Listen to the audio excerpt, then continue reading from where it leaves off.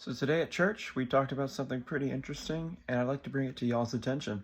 We were talking about the Psalms of Confession, as we are in a Psalms unit for my church right now, and as part of the Psalms of Confession, we talked about the three types of sins.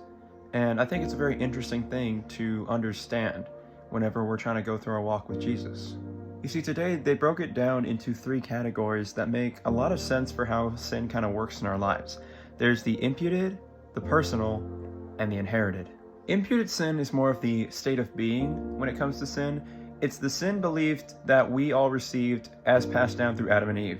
Since they were the two first humans, when they gave birth and when those generations came down up until our time now, we were all born in a state of sin that we technically can't escape, and which is why no human can truly ever enter the kingdom of heaven except through Jesus, because we are born into sin from the get-go because of that curse of sin passed down from Adam and Eve's decision. Personal sin is the more common type of sin we experience on the day-to-day.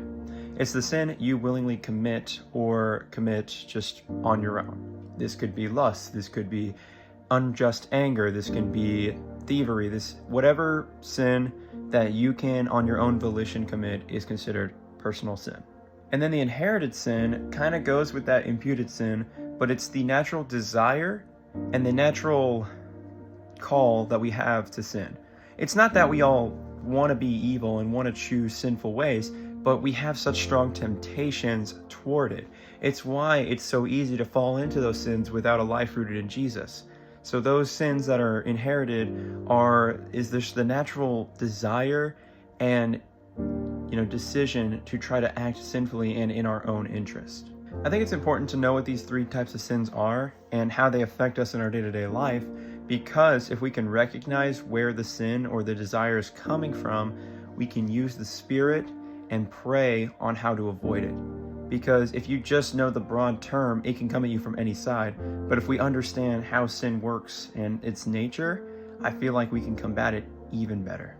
So now that you know kind of what these three categories are, maybe do some of your own research on it and see if you agree with me on this statement. And if you can, start looking at the areas in your life that reflect these three different types of sin. God bless y'all.